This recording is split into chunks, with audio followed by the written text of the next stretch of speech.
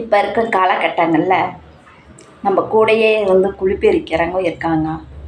பலர் உண்மையான முகத்தை நம்ம தெரிஞ்சும் கூட அவர்களிடம் நம்ம பழகி கொண்டு தான் இருக்கிறோம். அவங்கள ஒதுக்கிறதில்ல.